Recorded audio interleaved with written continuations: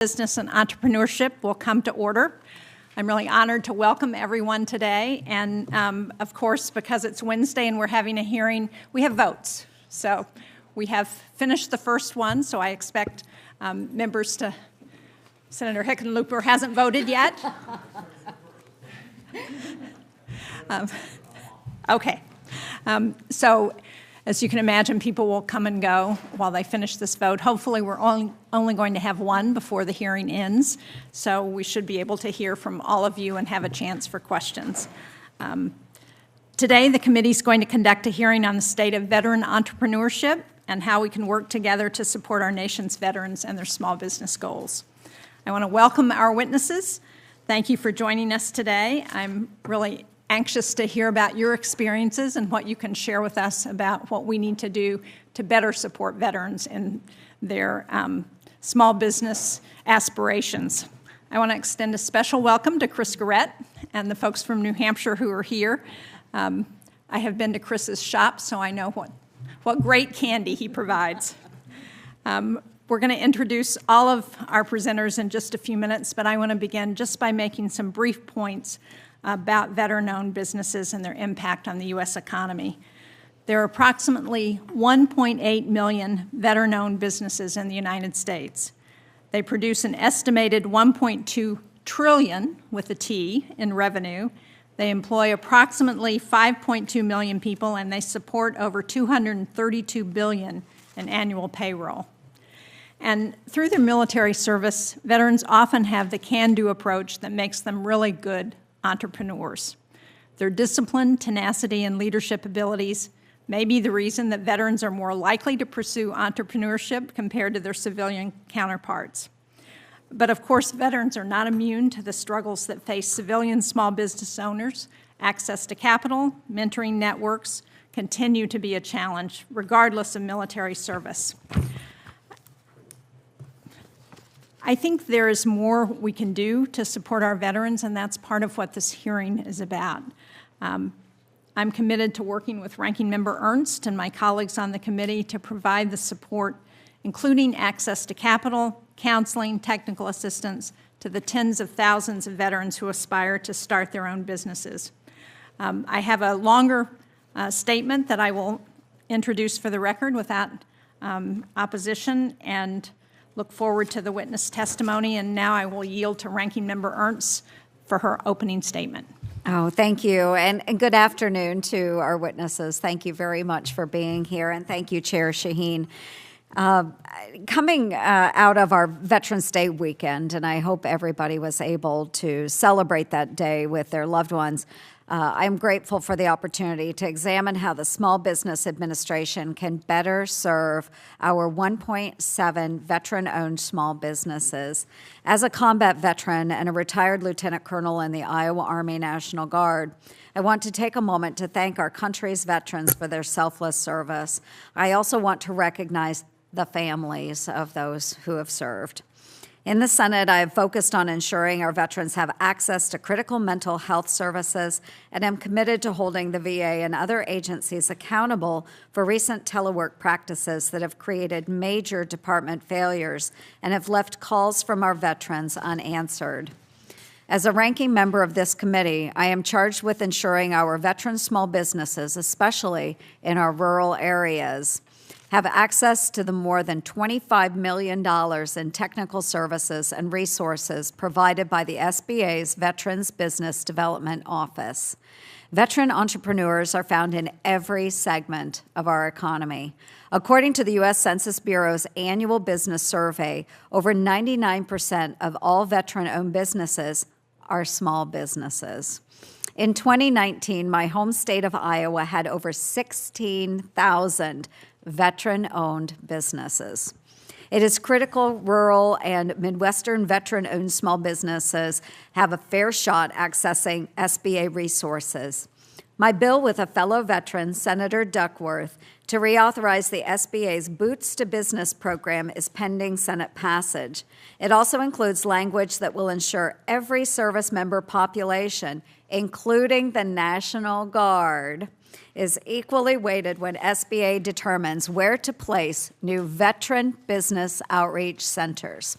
In addition, I have fought to reduce fraud and stop stolen valor in the SBA's service-disabled veteran-owned small business contracting program by including in the National Defense Authorization Act a provision that encourages agencies to award more federal contracts to certified veteran-owned small businesses, discouraging awards made to self-certified firms. Veteran entrepreneurs and small business owners are an important piece of our communities, and I'm looking forward to hearing from all of you about the challenges faced by veteran small business owners and exploring how SBA can better meet your needs. So thank you, Madam Chair. It's great to be with you again today. Thank you very much, Senator Ernst, and I will now introduce our 5 witnesses. First is retired Colonel Timothy Green. He is the Acting Associate Administrator of SBA's Office of Veterans Business Development, or OVBD. We always love acronyms here in Washington. As Acting Associate Administrator, Colonel Green is responsible for leading the OVBD team. We like them because that way we can use them instead of the full name afterwards. In formulating, implementing, promoting policies and programs that equip veterans, service members, and military spouse-owned small businesses with counseling and training, access to capital, and contracting opportunities. Colonel Green retired from the U.S. Air Force in June of 2012 after serving on active duty for nearly 28 years. He holds a BBA and MBA and a master's degree in national security strategy from the National War College. Thank you for being here. Next, we have Dr. Michael Haney, who is the Vice Chancellor for Strategic Initiatives and Innovation Founder and Executive Director of the Institute for Veterans and Military Families, or IVMF, and Executive Director Barnes, Professor of Entrepreneurship at Syracuse University. Dr. Haney is one of the foremost experts on veteran entrepreneurship in the U.S. Prior to joining Syracuse University, Dr. Haney served as an officer in the U.S. Air Force for 14 years. Chris Garrett is the owner of Lickies and Chewies Candy and Creamery located in Dover, New Hampshire, which is also right next to where I live, so I know it well. He is an Air Force veteran who grew up with a love for candy, which has only increased as he's tried treats from around the world. His Candies and Creamery store, Lickies and Chewies, is an homage to an old military slang term for sweets. Senator Ernst obviously knows that, yes. Within months of retiring from the Air Force and taking a civilian consulting job with the military, the candy bar and creamery in his hometown was for sale. Mr. Garrett and his wife bought the shop, added hundreds of items, and experienced over 50% year-over-year growth in the first 4 years. Mr. Garrett has utilized several SBA resources and products throughout his business development and expansion, and we look forward to hearing more about his firsthand experience. I also want to welcome the 2 witnesses who have been called by the minority, and will yield to Ranking Member Ernst for the introduction. Okay. Once again, thank you, Madam Chair, and welcome to Colonel Green, Dr. Haney, and Mr. Garrett. Thank you very much for joining us. I will now introduce my fellow Iowans who have joined us today. And the first is Miss Lisa Shimkat, and Lisa serves as the State Director for the Iowa Small Business Development Center. SBDC provides business counseling for entrepreneurs and small business owners at 15 centers across the state of Iowa. Ms. Shimkat currently serves as the board chair of America's SBDC National Association Board and has served on the Iowa Economic Development Authority Board since 2019. Ms. Shimkat has also served on the Security and Exchange Commission Advisory Committee on Small and Emerging Companies. She has earned several awards and recognitions for her outstanding service to Iowa's small businesses. Ms. Shimkat earned her Associates of Arts at Iowa Central Community College before going on to earn her bachelor's degree and MBA from the most excellent university in the universe, Iowa State University.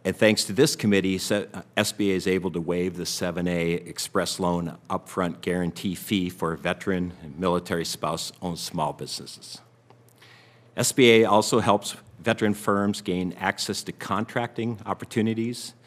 In fiscal year 22, the federal government awarded 4.6% of its prime contracts to service disabled veteran-owned small businesses, exceeding the 3% goal. In January, we implemented the Veterans Small Business Certification Program directed by Congress in the National Defense Authorization Act, transferred the responsibility from the Department of Veterans Affairs to SBA. SBA Administrator Guzman refers to VetCert as the gold standard for veteran certification programs. We now have a streamlined process that makes it easier to apply and get your certification, and it's just not easier, it's faster. To date, we have certified well over 8,500 new veteran-owned and service-disabled veteran-owned small businesses. To ensure we're effectively serving veterans in the small business community, we convened 2 federal advisory committees, both of them looking at how we can improve services for our veteran clients. I want to thank you today for the opportunity to testify and highlight our missions in SBA's Office of Veterans Business Development and our continuing efforts to empower veterans, service members, National Guard, reserve members, military spouses. We want to give them the tools to start, grow, and build resilient small businesses. Thank you very much. Thank you, Colonel Green. Dr. Haney. Chairwoman Shaheen, Ranking Member Ernst, members of the committee, thank you very much for the opportunity to be here today. I have worked to advance the cause of military, spouse, and veteran-owned business ownership for now close to 20 years, and over that period, I've deeply appreciated this committee's commitment to supporting entrepreneurial opportunity for our service members, our veterans, and our military families. Your past actions have directly served to empower those who have served to meaningfully leverage business ownership as a strategy to successfully transition from military to civilian life. And as an example, I'd like to commend Chairwoman Shaheen's bill, the HEROES Business Opportunity Act of 2023.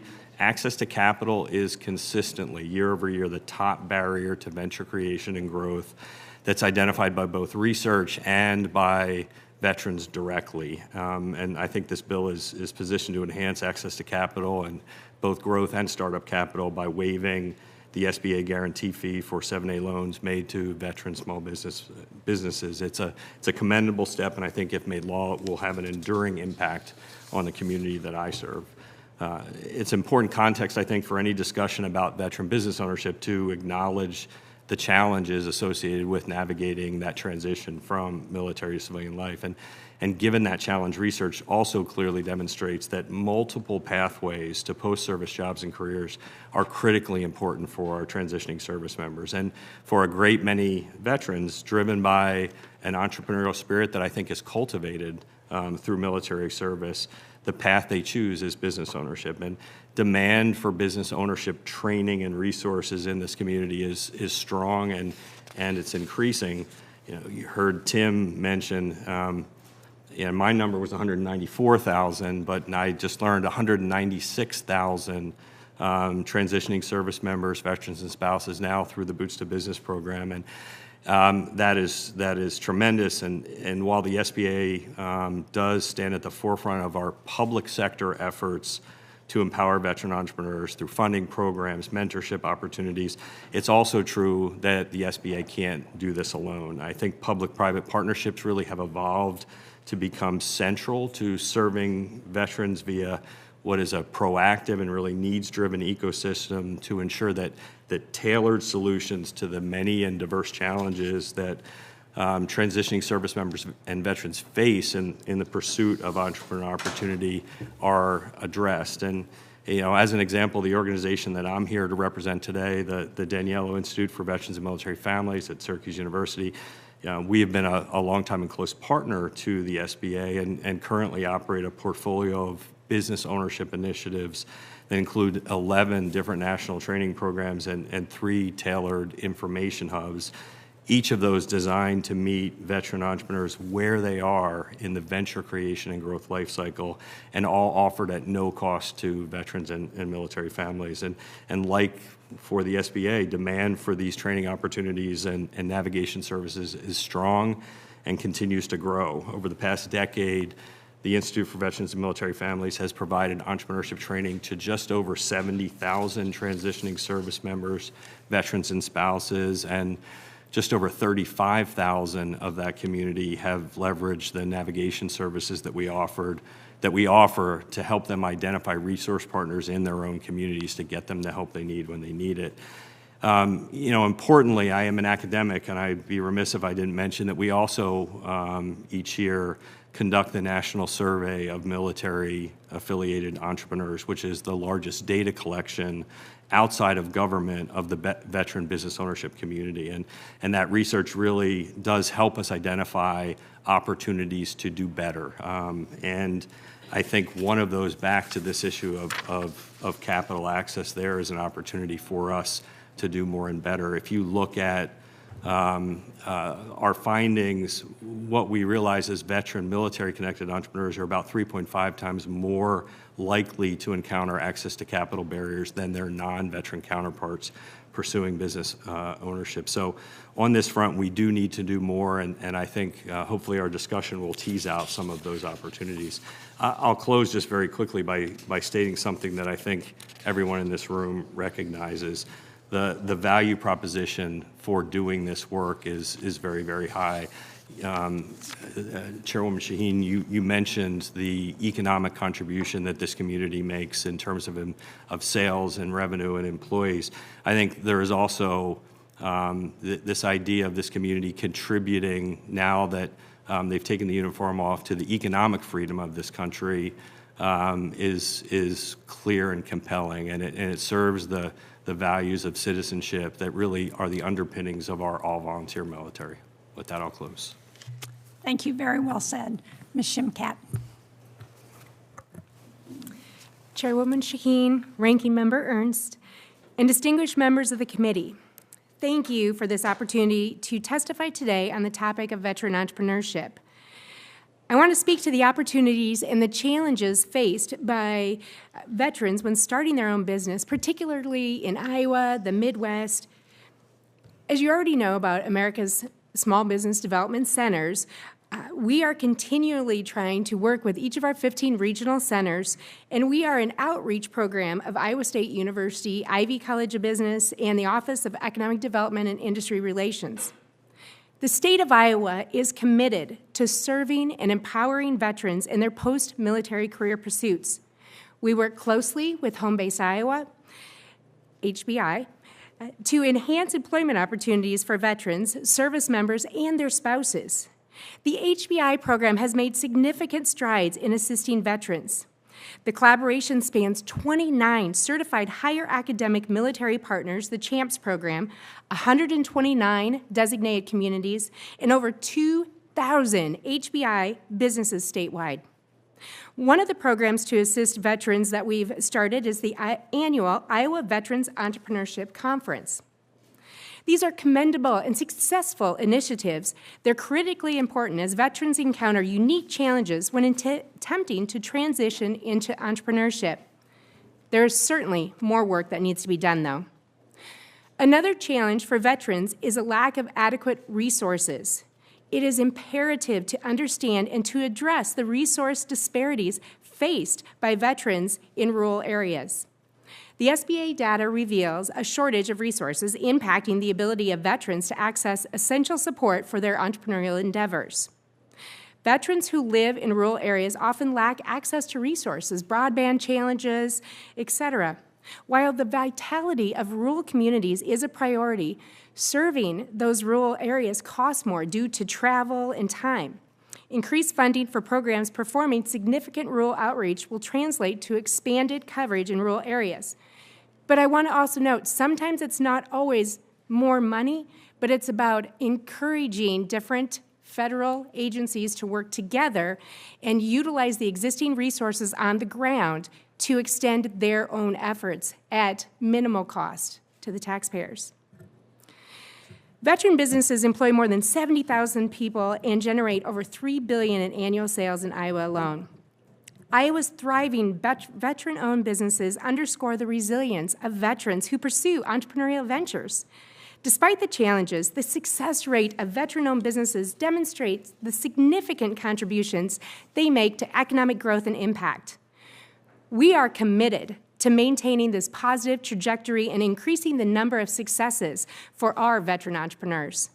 To do so, we do offer several considerations. Access to comprehensive data, mirroring the U.S. Army Soldier for Life initiative, occupational licensure reciprocity, seek DOL approval to serve additional populations through the Jobs for Veterans State Grant Program, early access to entrepreneurship resources to get in front of servicemen and women before they're on their way back home, to get in front of them so we can talk about those resources earlier. Streamline information organization. And the biggest one that I wanted to point out specifically today was streamlining SBA programs and leveraging the SBDC network that's already on the ground and has been a proven resource for small businesses. To maximize the impact of SBA programs and reduce duplication of services, there is a critical need for closer alignment and collaboration among the initiatives. The SBDC network, with its extensive reach and expertise, can serve as a robust base for various resources and programs. Leverage the strength that is there. Now, these suggestions aim to enhance the efficiency of existing programs and partners. We partner with the APEX program, which is a DoD initiative that has been crucial for the success. And it's about working together with those partners to help those entrepreneurs and see them thrive more quickly and have a stronger business moving forward. Ultimately, we want to create a more favorable environment for veteran-owned businesses to thrive. While Iowa and other states have made substantial strides in supporting veteran entrepreneurs, challenges do still persist, exacerbated by resource disparities. By addressing these challenges, we can create an environment where more veterans thrive as successful entrepreneurs. Thank you for the opportunity today. Thank you very much, Mr. Garrett. Chairwoman Shaheen, Ranking Member Ernst, committee members, thank you for inviting me to testify today.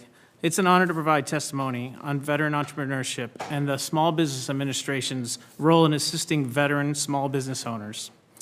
I'm a retired Air Force officer and the owner and creator of Lickies and Chewies Candies and Creamery in Dover, New Hampshire. It's a 5,000 square foot candy, ice cream, and chocolate shop that hosts an average of 40,000 guests per year.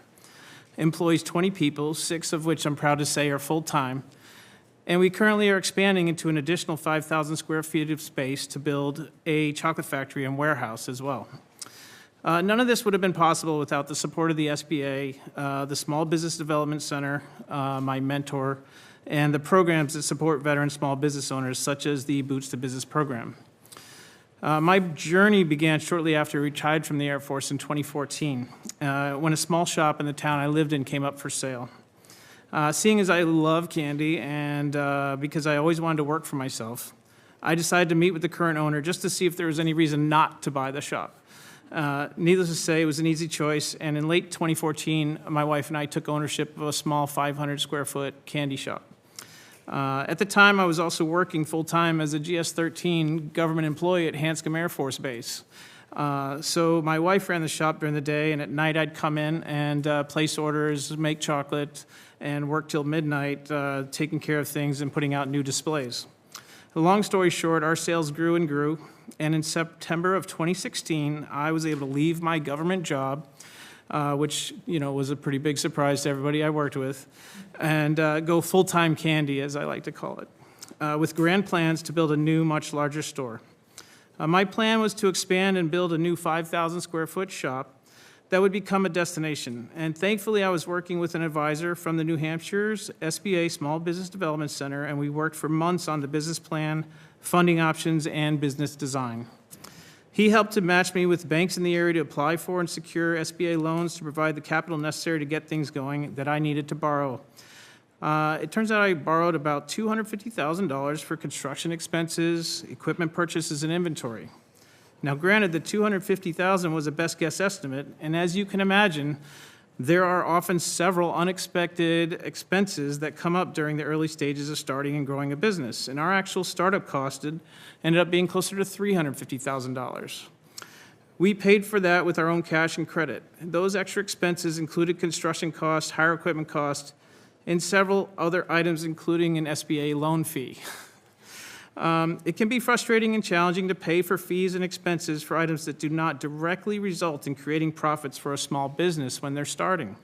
It is one thing to pay for tangible items such as equipment or construction that can lead directly to a result in increased business or at least in creating smoother business operations.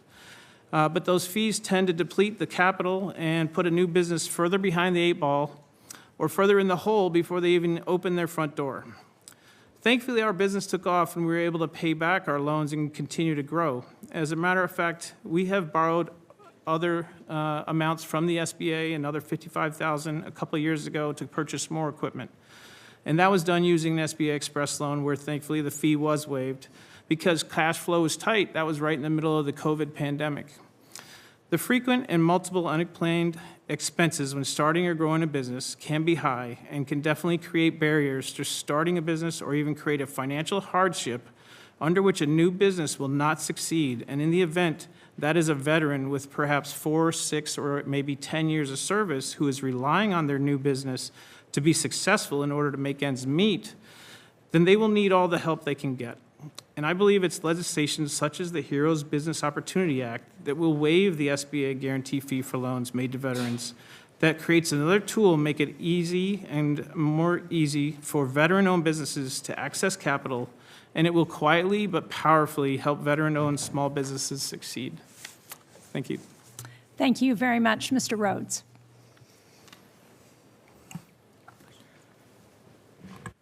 Chair Shaheen, Ranking Member Ernst, and members of the committee, good afternoon, and thank you for the opportunity to testify today about the challenges and opportunities facing veteran-owned small businesses. With profound gratitude, I stand before you as the CEO of Ability Tech, a company committed to revolutionizing accessibility through innovative technology solutions. Our journey is deeply personal and began with my son, who was born missing 97% of his brain. In 2019, I created a piece of adaptive technology to enable him to play baseball. That inspired us to start Ability Tech and created adaptable technology for individuals from all walks of life. This, coupled with a sincere aspiration to impact the lives of individuals with disabilities, is what got us here today. On our mission at Ability Tech is both simple and profound: to serve each unique individual, to support the disabled community, and importantly, to alleviate the financial burdens faced by families dealing with disabilities. We understand that fixed income limits that many of these families confront. We believe that families and caregivers shouldn't have to choose between medical treatments, bills, therapies, or quality of life inventions that could transform their world. At Ability Tech, we do our best to build affordable, adaptive tech and work with families on a budget to ensure they can get the technology that they need. Pursuing entrepreneurship as a veteran has its unique challenges. The transition from military service to the unpredictable nature of business world was a constant challenge. During the early days of our venture, access to capital emerged as a hurdle compounded by our rural location and our niche nature of the adaptive technology industry. Convincing traditional lenders of the societal impact of our business model became a mission in itself. Given the smaller percentage of the population composing our demographic, our journey has been enriched by local resources such as the Chamber of Commerce, the Small Business Development Centers, and the Iowa State University Papa John Center for Entrepreneurship. These entities have played a pivotal role in our growth, providing essential guidance, networking opportunities, and resources. Yet challenges persist, particularly in accessing capital and navigating the intricate landscape of government contracting. Government contracting emerged as a pivotal part of our growth strategy. Events like Senator Ernst Entrepreneur Expo in Iowa and the Iowa State University Papa John Center for Entrepreneurship's Iowa Veterans Entrepreneurship Conference opened our eyes to the possibilities within the government contracting. However, the bureaucratic landscape, particularly dealing with the language and the time commitment involved, demanded a steep learning curve.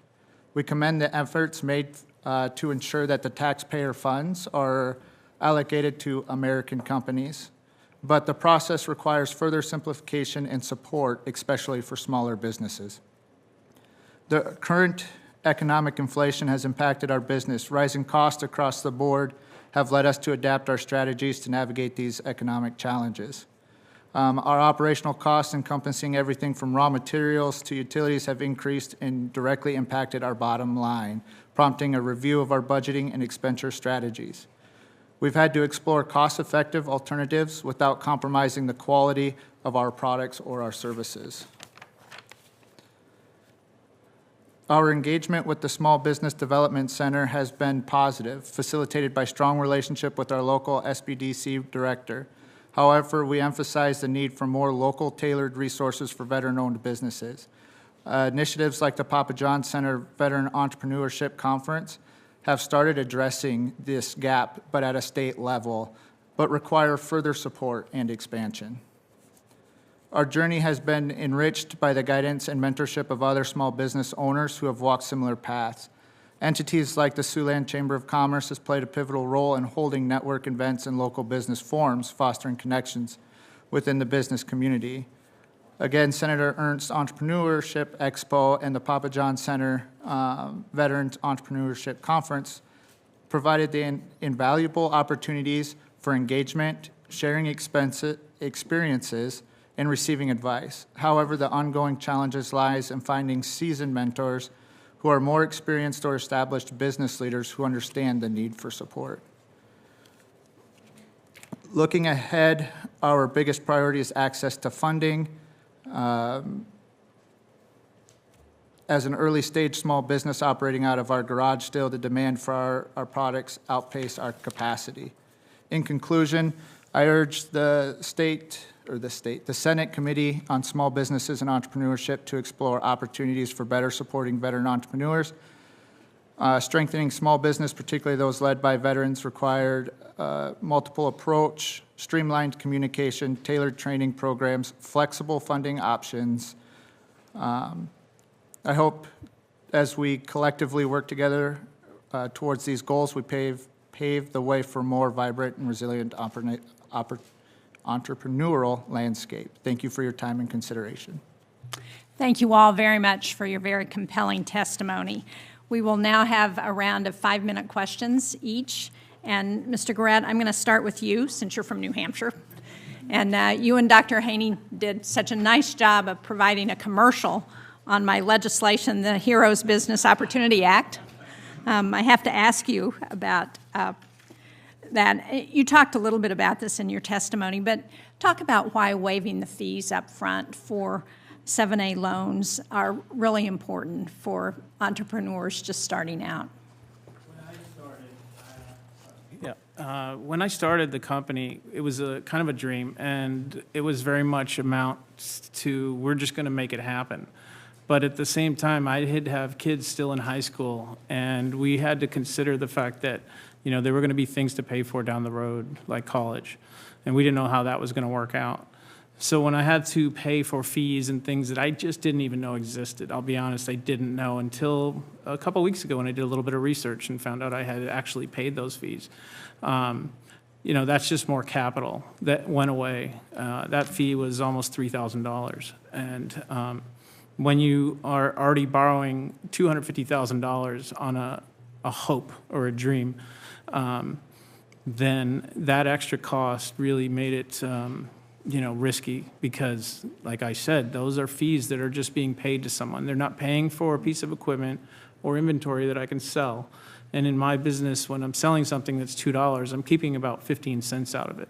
So it's really tough to make up that $3,000. That's a lot of things that have to be sold to make up that that profit difference there. So I think if they were waived, especially if you're a smaller company, and I'd like to focus on the fact that a lot of veterans-owned businesses are folks that are not retired. I say the luxury, but I did do 25 years of military service, of being somebody who had a retirement to back up my personal expenses and use a little extra capital if necessary. But if you're coming out of 4 or 6 years, you don't have any income, and you're going to jump into a business, the last thing you need is to have another $3,000 bill or a $2,000 bill that doesn't go directly to getting that business off the ground.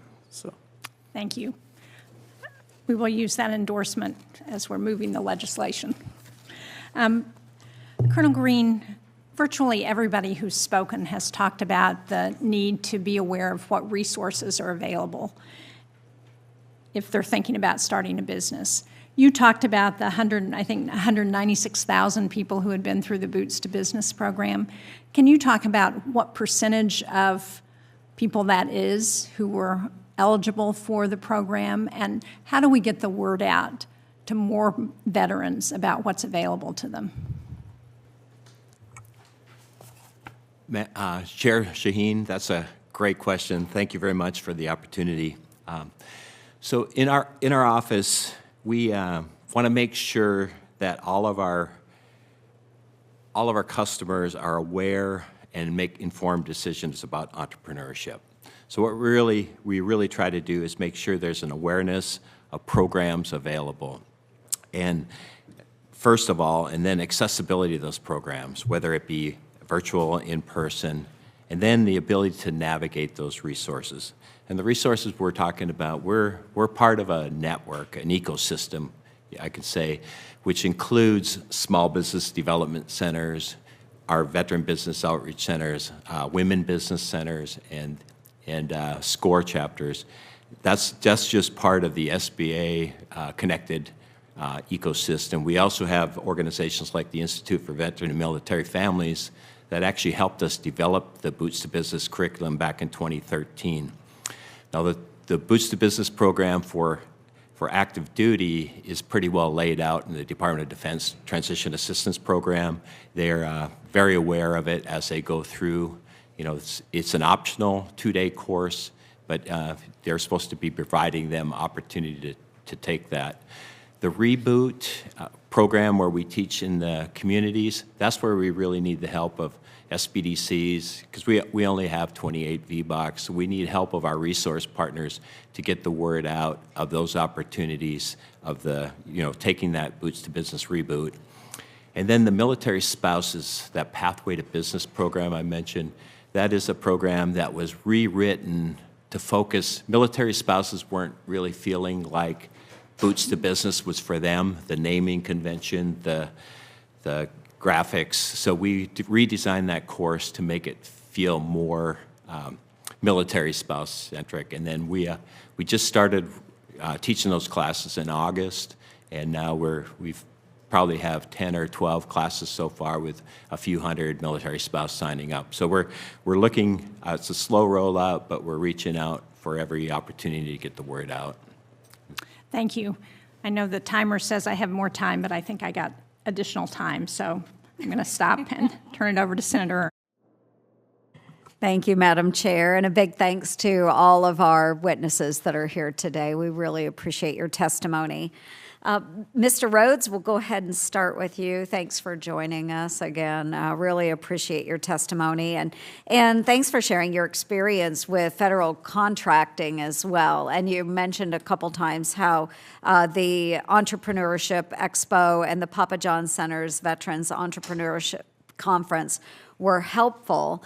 But what are the main deterrents or barriers to entry facing small businesses seeking to break into federal contracting in your experience? Ranking Member Ernst, thank you for the question. From my experience, it's the process to get started is very, for small businesses, our biggest resources is our time. And when you have to sit there and understand the language and what is needed and gather those resources to apply, it's very hard on our time.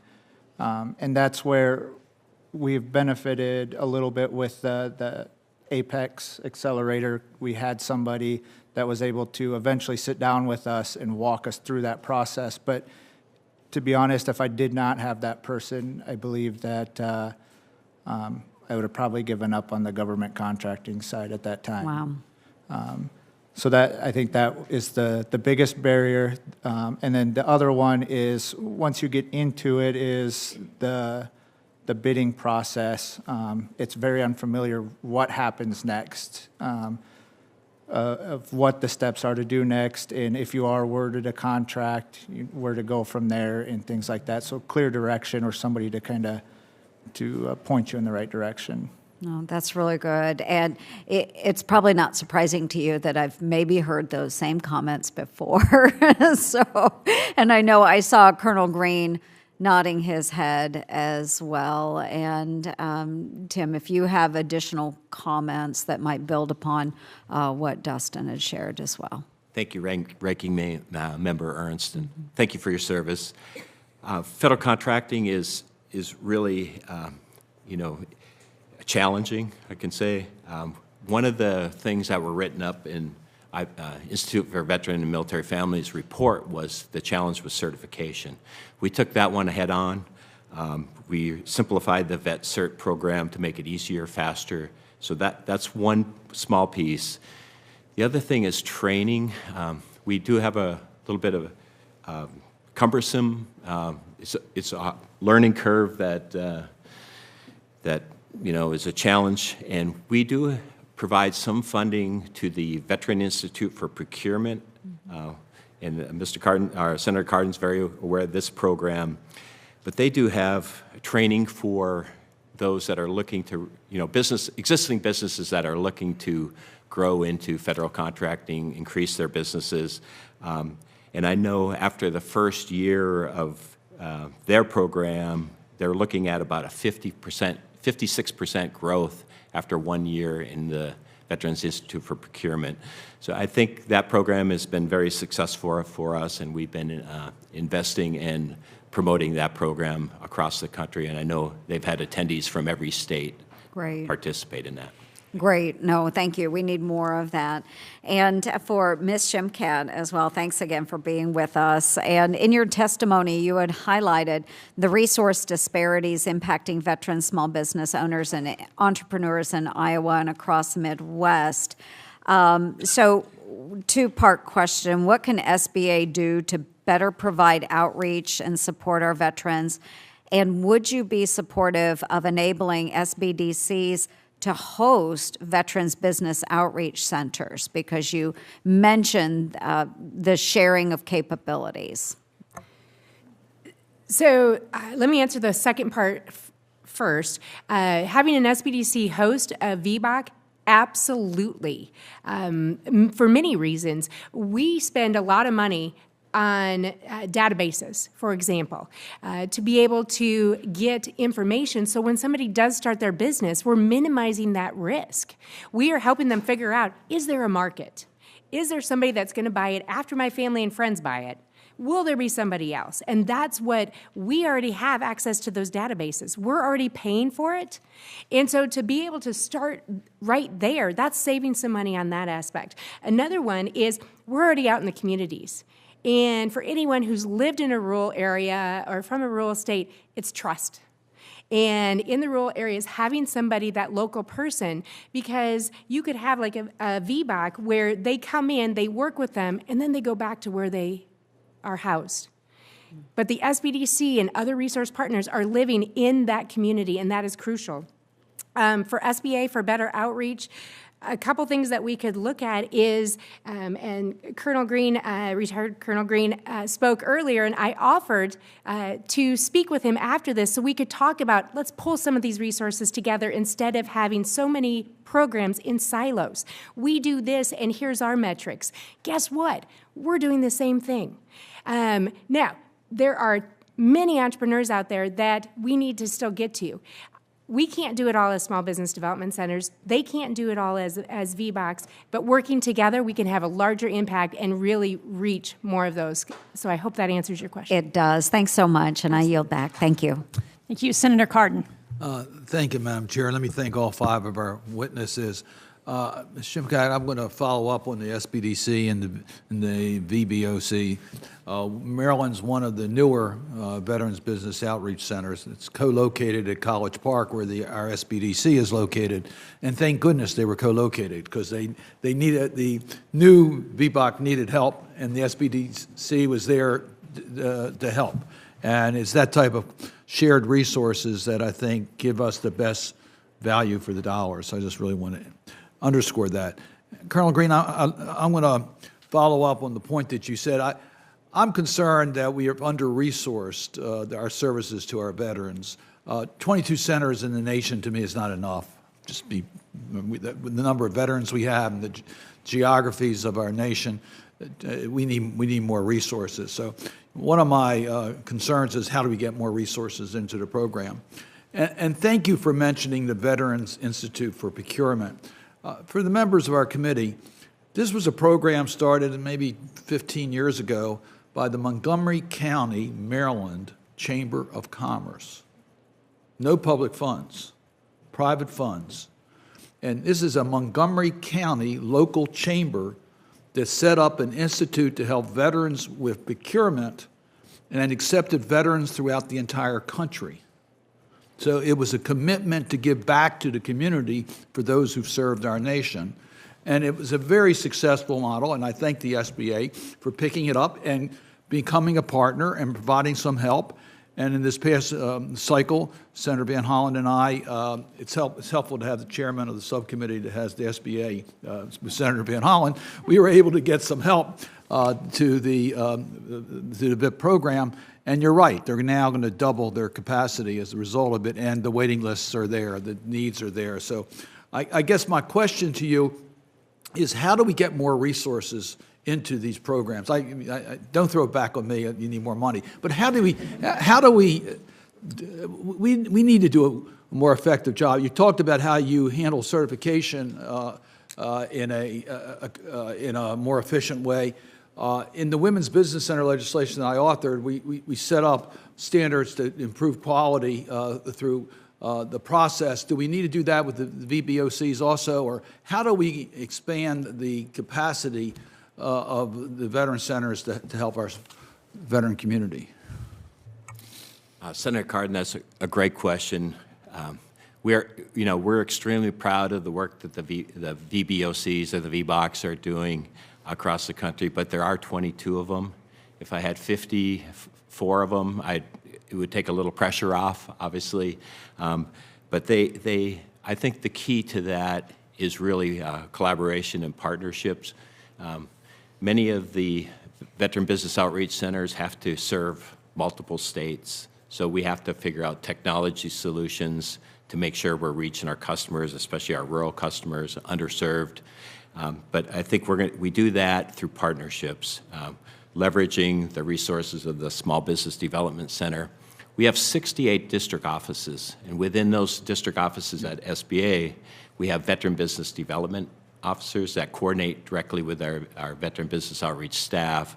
So we leverage them as well as other partners. We provide some grant funding. Again, the Institute for Veteran Military Families has the Entrepreneurship Boot Camp for Veterans. They help us teach our boots to business overseas. So collaboration, partnership is crucial. We do have a really strong relationship with the American Legion.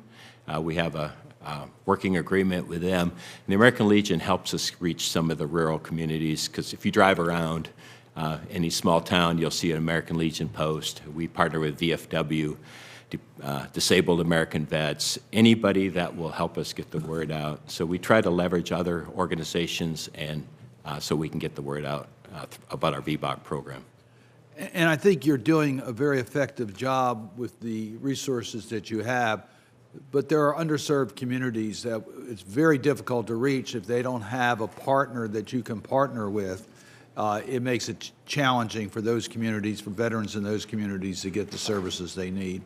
I think we need to work together to figure out how we can fill those gaps. Thank you, Madam Chair. Thank you, Senator Cardin. Senator Hirono. Thank you, Madam Chair. Thank you all for testifying.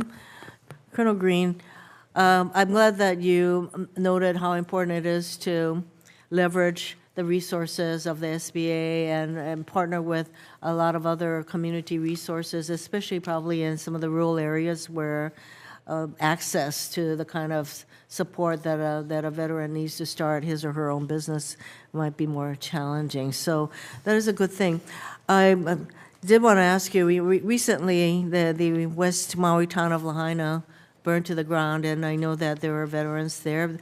The SBA Administrator Guzman, who came very shortly after the horrendous wildfire there, said that there were about 700 or so small businesses registered, I suppose, there that she was aware of. Some of them had to be veteran-owned. Do you, after disasters like that, is there a way that SBA tracks the veterans in that area who may have small businesses?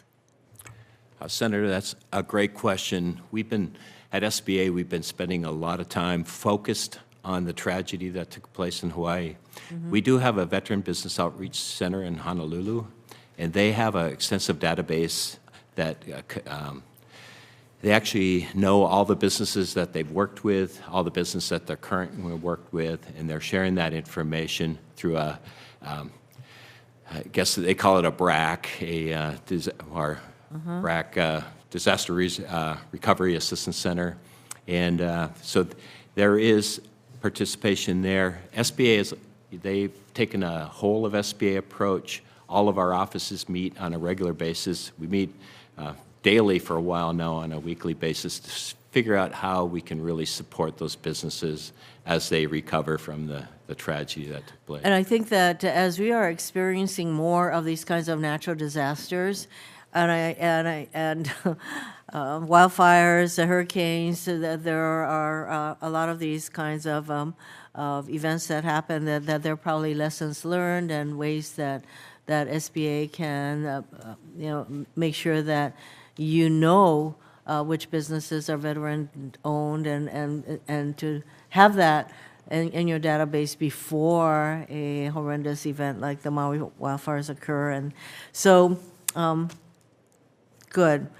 You noted that you have recently streamlined your business certification process. Can you just give me an example of something that was more complicated than necessary and how you streamlined that? And what I'd like to hear a description of what you consider streamlining.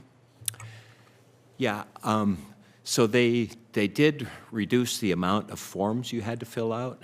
And what's really exciting is under the administrator, she's gone with a My SBA program, which includes a loan portal as well as our certification program so far, and she's going to add more. So as you go through other certification programs within SBA, you'll be able to use the same information. You won't have to fill it out each time you go through. Recently, we had a roundtable of business owners hosted by the SBA administrator, and we talked about the certification program. We went around and around, and the lesson they learned, that they told us they learned from that, was the communication and the marketing and the information provided to all the business owners was outstanding. So they hadn't seen that before in a lot of rollouts for federal government.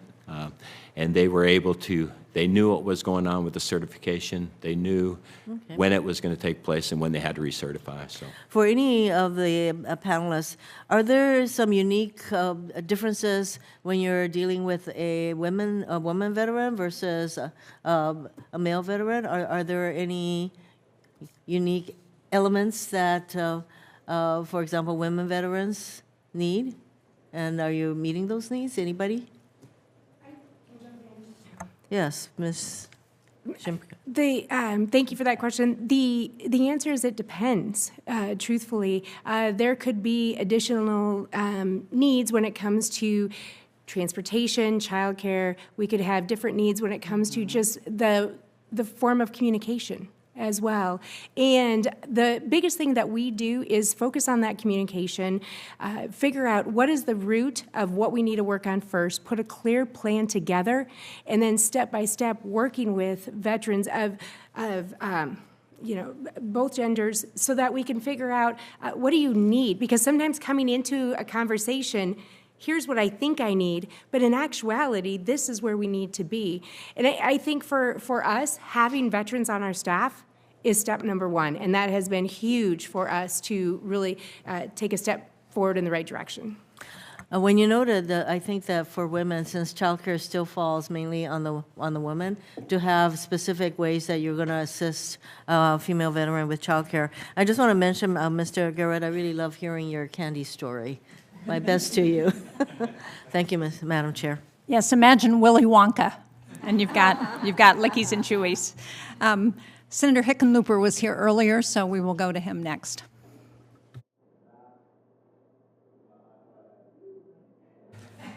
I'm ready. Thank you all for being here. Madam Chair, thank you for calling this.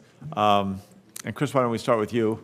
When I opened my first business, which was a restaurant that brews its own beer, I was a geologist, had been kicked to the curb. We had to explain our business to banks that had never seen it before, and is often the case with a good idea for an entrepreneur might have. It's hard to put just in words what something people haven't experienced yet, and that's why it's a good economic opportunity, because no one else is doing it. I think in a funny way, veterans face a similar challenge in communicating to banks how their past military experience is going to translate to a successful business, right? I spent a fair amount of my time trying to describe in words what this brew pub was and why a geologist would be especially suited for that. So what obstacles did you face when securing capital to start the candy shop? Thank you for that question, sir.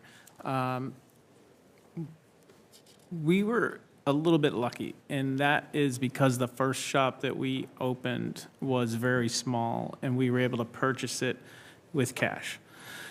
And when we continued to grow that, and thankfully my wife worked there for a year while I was still a government employee, we were able to see growth there. And because of that growth and the financial data we were able to show the banks from the growth at the first store, they were happy to move forward with a small loan. Thankfully, the next location I was going to build wasn't in the millions of dollars. And, so the $250,000 we needed to borrow was reasonable relative to our current sales at our tiny location. That being said, I did have to go to a couple of banks and provide extensive amount of data on not only what we had for cash, but collateral as well. Yeah. And thankfully, we had accumulated a little bit of equipment. But at the end of the day, probably the scariest thing was when I had to sign on that bottom line saying I was personally responsible for that $250,000 if things didn't go well. Yep. And so that was the scariest part, for sure. Yeah, I did that. I mean, I got turned down by 33 banks, and we had a commitment from the city and county of Denver to give us $125,000 if we could get $50,000 from a bank. And I got turned down by 33 banks, and we offered them. We signed our houses. They had the deeds to our house. They had about $120,000. The stock, when I got laid off, I had some company, my retirement benefits were in stock, and I had a partner who had some stock.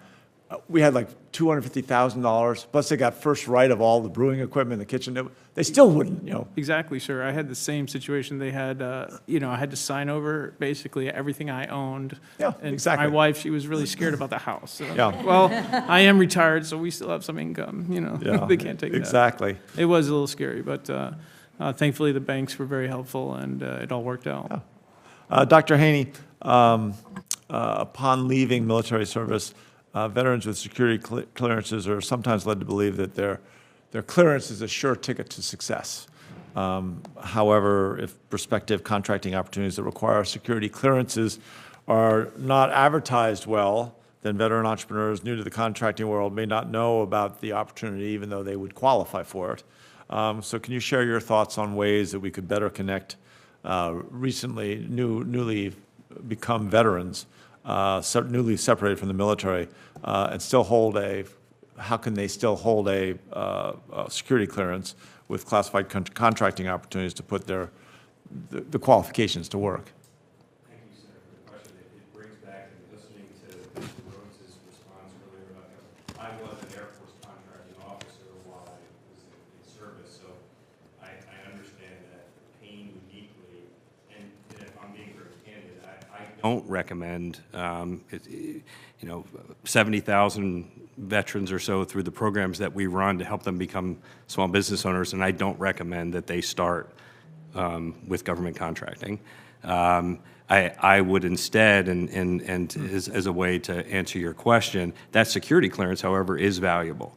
My counsel, my mentorship in a situation like that would be actually leverage that clearance in the context of a firm that already has government contracts, build some experience such that you can leverage that past experience to then subsequently launch a business. But I wouldn't recommend they start there, candidly. That's good advice.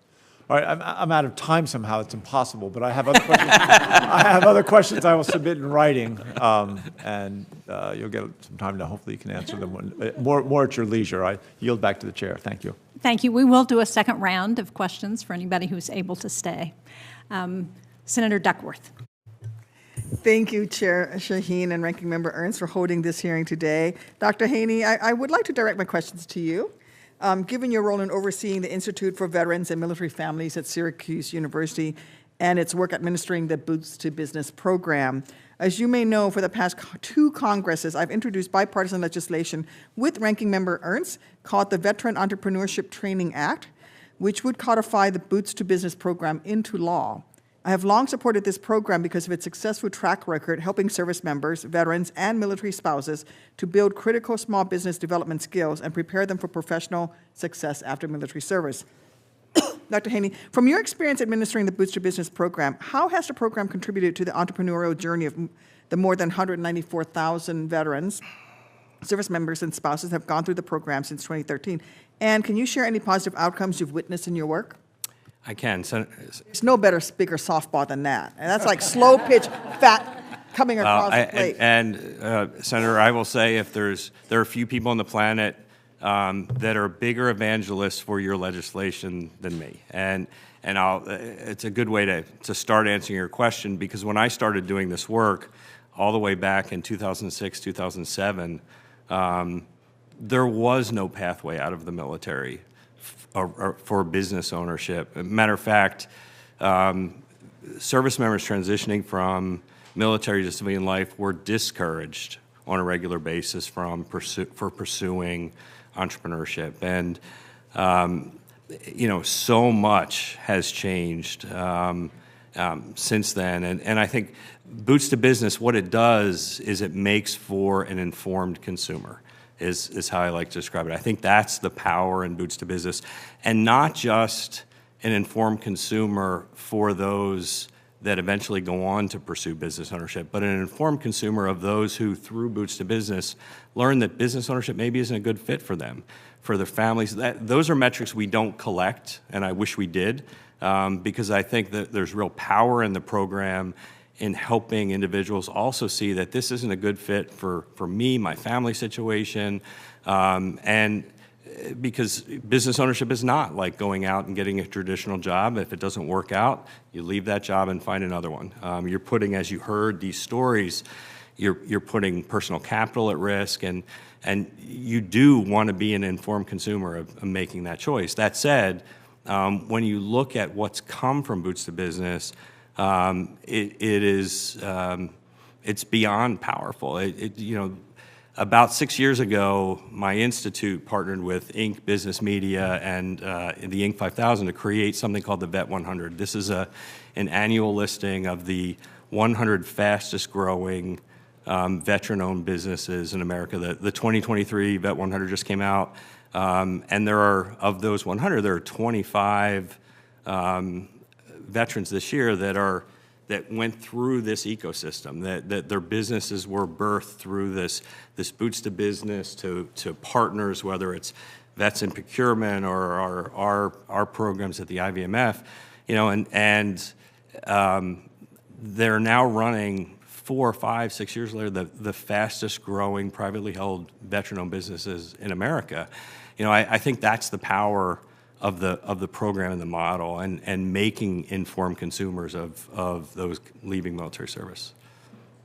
Thank you. Do you believe cementing the program into statute would bring increased stability to program administrators and future participants? And what more can SBA and Congress do to expand opportunities for veterans, service members, and their spouses who are interested in small business entrepreneurship? So I absolutely do. I couldn't even wait for you to finish asking me the question to say that I think the stability that you describe is critical. I think it also, a question that Colonel Green was asked earlier about getting the word out. I think one of the challenges, and it's not fair for me to say this, DOD isn't in the room, but it really is for DOD and the sergeants and captains to make sure that folks transitioning are aware of that is the first point of contact and first point of awareness, and regularizing, if you will, boots to business will signal to DOD that this is not something that year in and year out could go away, and it's a commitment of the country to the program, and I think that will make all the difference. Thank you, Chairman. Thank you, Senator Duckworth. Senator Rosen.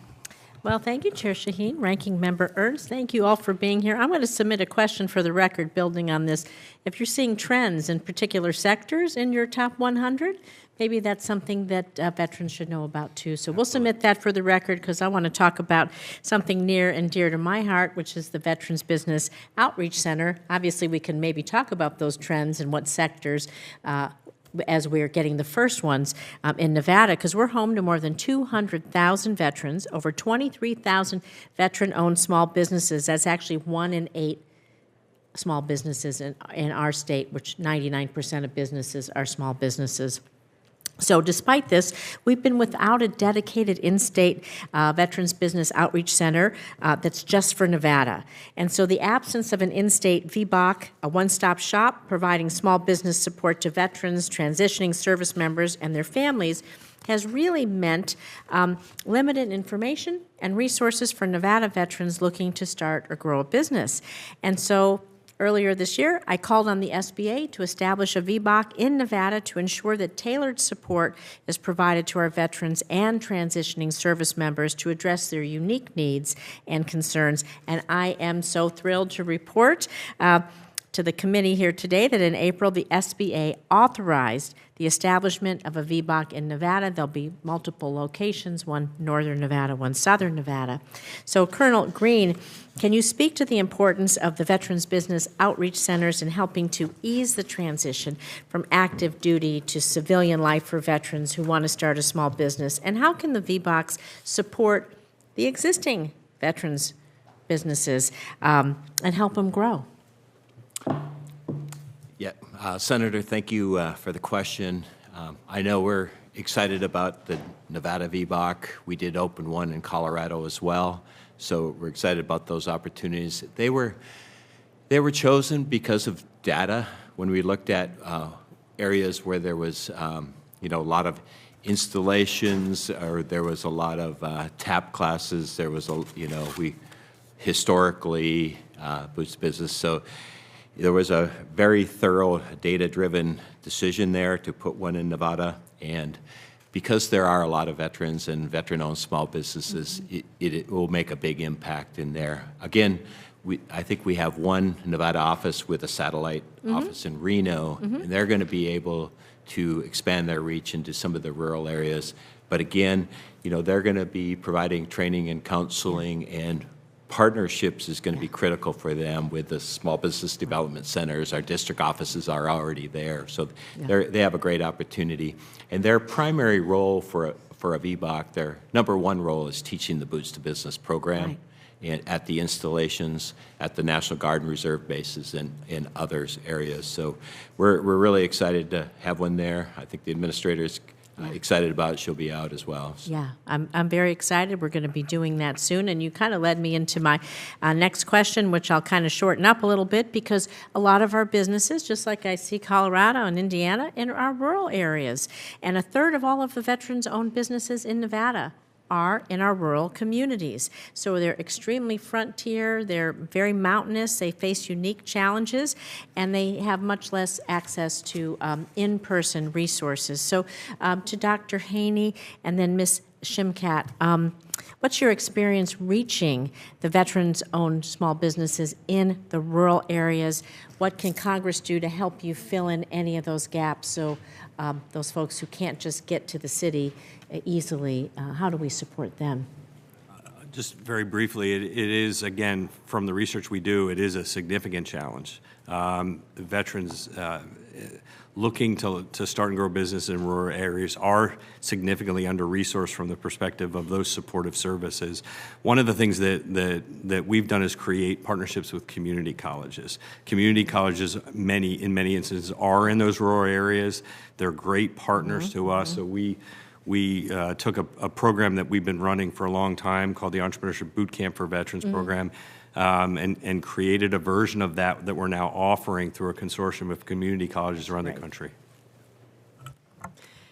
I'll start by echoing my colleague with the community colleges. We utilize the community college network for training. That takes it off of our plate so then we can focus on the direct one-to-one counseling. Yeah. We have 15 centers across the state. What we do, though, is we also have 50 satellite offices that we have in partnership with the Main Street Iowa program, with the Chambers of Commerce, and a struggle that we have, as you had mentioned, broadband. Yeah. People say, well, you go to the rural areas, just do it online. That doesn't work.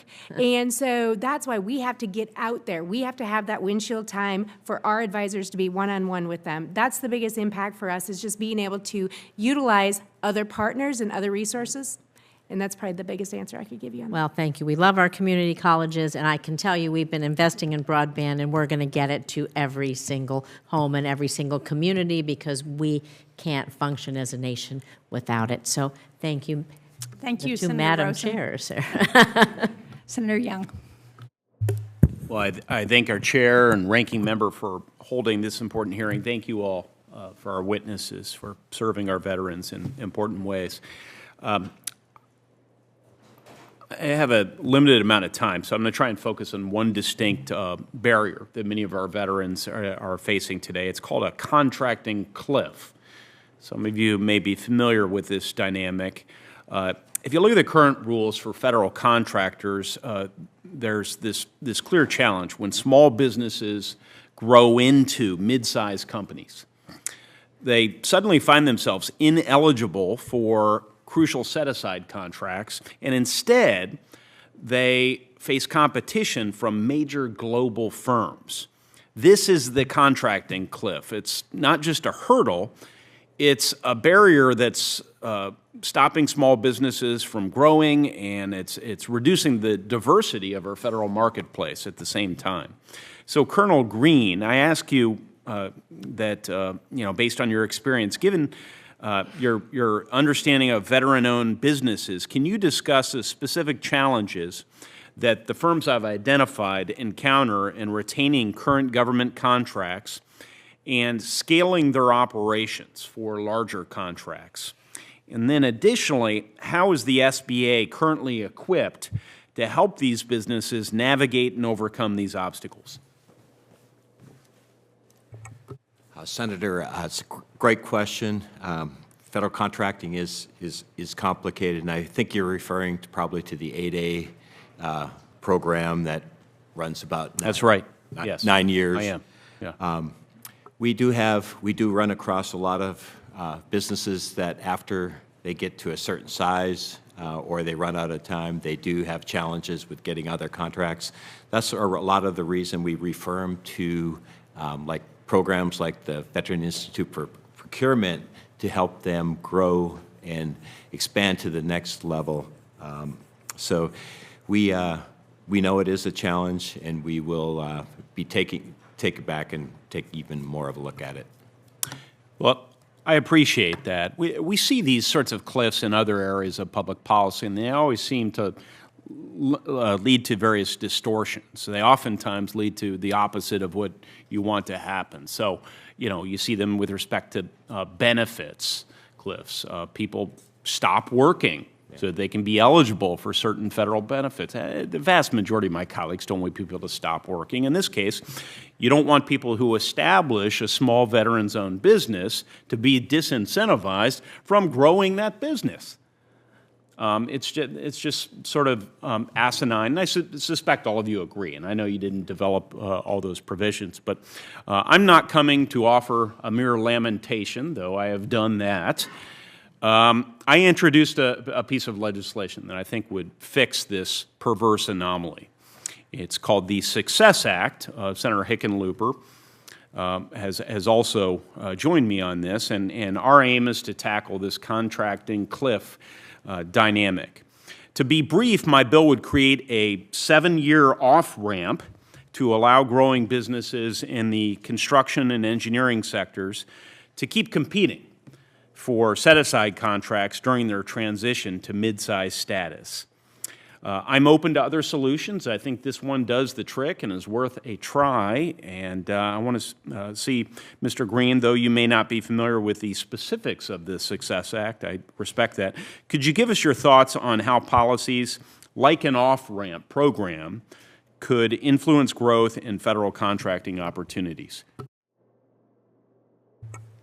Yeah, thank you again for the question. It does seem like a reasonable approach to getting them off the program. I know the program was designed to be a certain length of time to give them an opportunity to grow into their next level. So Sir, I respectfully would have to take this back with my government contracting business development office, and that is the individual that runs that used to run our office, so he's very familiar with veterans and veteran programs, and he is taking a lot of these challenges head on. So we'll take that back and give you a better answer. Please do. Thank you for that. Offer your constructive feedback, your critical feedback, whatever, and I'm hoping that together, perhaps, if you think there are deficiencies in our approach, you can offer another approach, and maybe we could tackle this issue. So, thank you again to all of our witnesses for your service, and Madam Chair, I yield back my 2 seconds, I think. Thank you. We will make good use of your 2 seconds. Dr. Haney, virtually everybody there has testified to the challenge of accessing capital for veteran-owned businesses. Are there additional policy recommendations you have for the committee to help address access to capital? So yes. I think one, we need to study the problem more than we have. We need to truly understand the barriers from not just the perspective of veteran service member, but for lenders. We need to understand this from the perspective of lenders. We need to understand, and I think maybe more actionable in the near term. One of the big barriers we identify is the credit history or lack of those leaving the service. And a lot of folks like to jump to it's bad credit history, therefore they can't get a loan. It's not always bad credit. A lot of times it's just no credit history. Right. So the extent to which on the DoD side we can continue to emphasize financial readiness and programs designed to support a credit history when someone transitions from military service.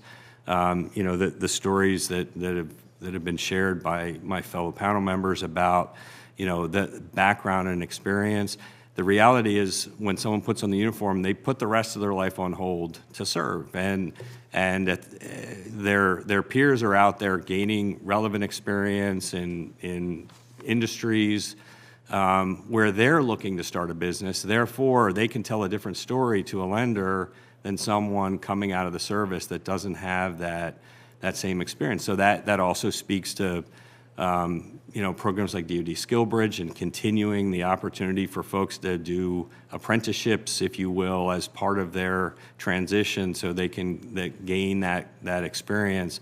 But it is a very complex problem. This problem of access to capital for veterans and service members. Well, your point about more study, I think, is a really important one, and this committee ought to look at that and see how we can be helpful. But one of the things that veterans do have are skills that you've learned in the military that you bring to business if you start it. So, I don't know, I thought Mr. Garrett and Mr. Rhodes, both of you talked about some of the challenges of getting into business. But can you talk about what skills you brought from the military that you think were helpful as you were starting up your business? Can start. Yes, ma'am. Actually, I could speak to two things, what I did bring and what I'm actually missing. So leadership and management, definitely. As an officer, I had been trained in multiple ways, and I've been able to actually transfer some of that leadership and management training to my managers and teach them about leadership and management. And so that, as well as just kind of the discipline that you get after being in the military for 25 years, about kind of that work ethic and knowing that sometimes you're going to work 12, 14, 16 hours, and that's just the way it is. And so it's like they say, you quit your 40-hour job, start your own business so you can work 100 hours a week. And so that happens sometimes, whether it's because I have to cover a shift or just because that's the amount of work we have to do. What I'm missing and what I think I would like to go and search out is marketing, business management, some of that. I've actually considered hiring somebody with a business management degree, because sometimes you get to the point, yeah, you're running this little business, but it's gotten a little bigger than just a little business. It's a 7-figure business all of a sudden. You're like, what should I really be doing right now? What should I be focusing on? And so I think I would like to find avenues where I could learn a little bit about marketing. I've taken classes at college on finances, but marketing and business management are a couple of things I'd like to search out in the future. So, Ms. Shimkat, can't the SBDCs help with that? Yeah, I want Mr. Rhodes to answer too, but I just thought. Absolutely. That's one of the things that especially, we have 15 directors plus counselors out there that have a lot of knowledge. And one of the things that we've really tried to do internally also is I have a director that is really focused on marketing, another one that has the finance depth, another one who's an attorney, a CPA, and guess what? They can work together. Similar to what I've been talking about with some of the SBA programs. So yes, that is definitely something we can help you out with. And I know for a fact the folks in New Hampshire can do it as well. Yes, I know you know the SBDC at UNH, so I'm sure you're familiar with that. Mr. Rhodes, do you want to answer the other question? Yes, I agree a lot here. One of the skills that wasn't mentioned that I believe that I came out with was, the ability to adapt to change. Because in the business world, you may be thinking you're going one way, then all of a sudden something happens and you got to pivot, which I think is huge. But one of the biggest things, like it was mentioned before, I don't remember who said it, was when I was getting out of the military, it was pretty frowned upon to want to start your own business. And I've hoped that's starting to change. And then the other aspect of it is having somebody help you translate the skills that you may have, that you just don't know that you have or gained in your military service, and how those can help you outside, I think would be very beneficial as well. Yeah, really important. Thank you both. I want to, with the ranking member's tolerance, I will ask a final question of Colonel Green, because Senator Ernst and I both serve on the Armed Services Committee, and one of the things that we hear a lot about are the challenges that spouses of members in the military have as they're supporting their spouse in their service.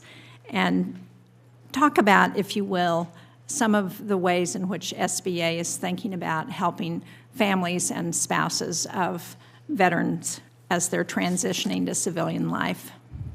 Chair Shaheen, this is probably one of the most important subjects in my mind for us. Because the military spouses support or the active duty person. My daughter, I'll never forgive her, but she married a Marine. And she was a contractor for Ernst & Young in D.C. making great money. So she married him and now lives in Stevens Ferry, North Carolina. Well, that's a little bit of a challenge for her career move. So what she did, part of the reason she is doing successful now is they did allow her to do telework because she does financial stuff and it kind of accommodates that. So her story is good. It took 7 months to find a job. I told you before I was in 28 years in the military, 15 moves. My wife was a teacher, so that means she had to find 15 different jobs.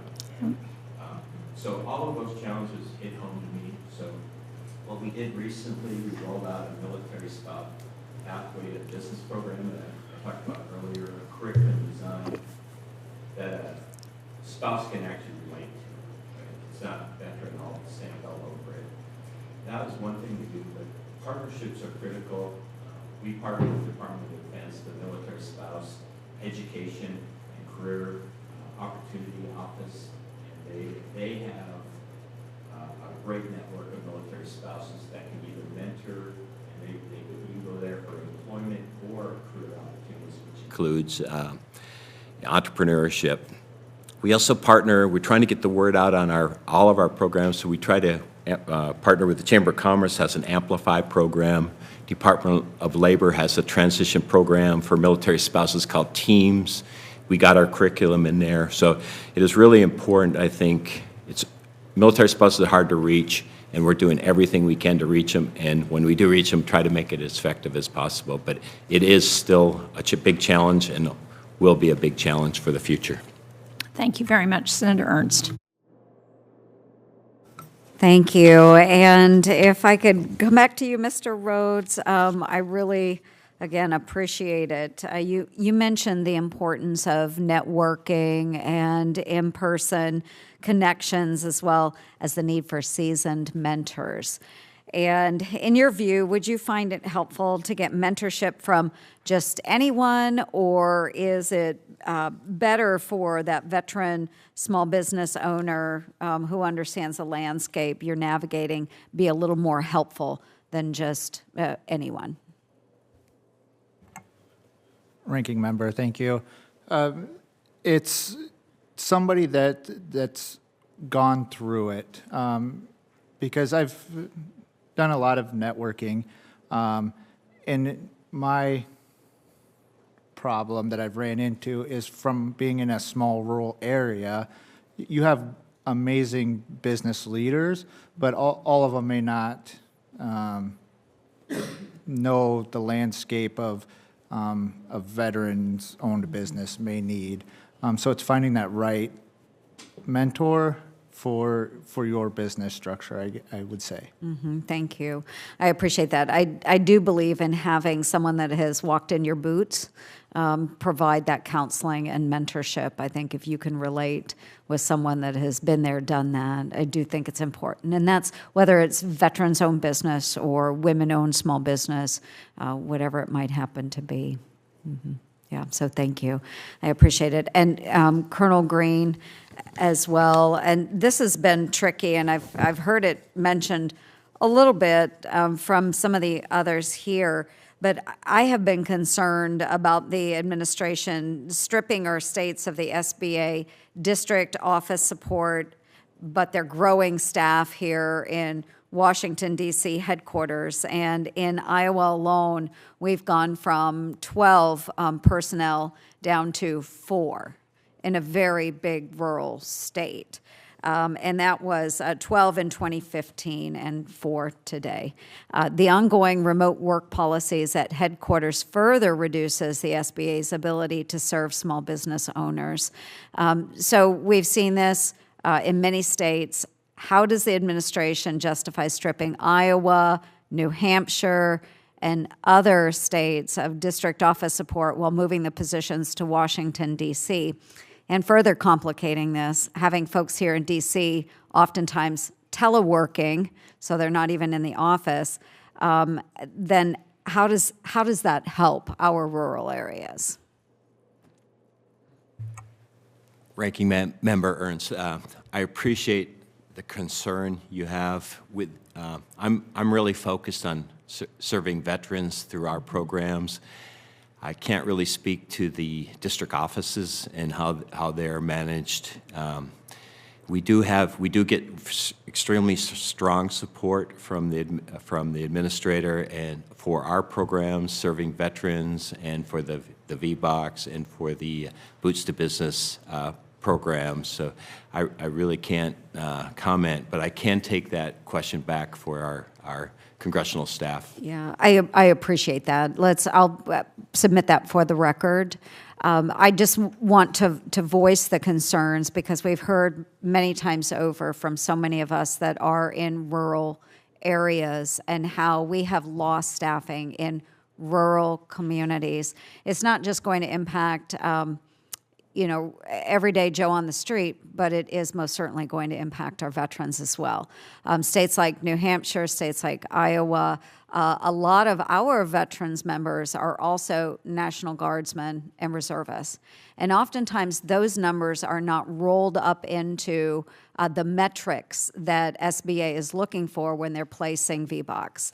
So we do need to make sure that we are adequately representing veterans regardless of whether they were an active duty service member or whether they are a veteran that is coming home from a deployment and needing to start a new experience, whether that's owning their own business or starting into a new job. I know that many of the soldiers I served with had those complications coming home from those rapid deployments through the global war on terrorism. So we do need to make sure we're representing all veterans to the best of our ability. Madam Chair, I appreciate this panel. Wonderful service. Thank you all so much for what you have done and for being with us today. And I am so glad that we have been able to focus really on our veterans community. And thanks for everything that you do for our veterans. And congratulations to our business owners as well. Thank you for joining us. Well, thank you very much, Senator Ernst. And just for the record, let me point out that I share those concerns about a reduction in staff in district offices because our district offices, our SBDCs, our VBOCs, all of those centers that serve small businesses are really critical, and it's critical to be there in person to have somebody that people can talk to. To all of you, thank you so much for being here today and for the work that you do on behalf of our nation's small businesses and on behalf of the veterans community.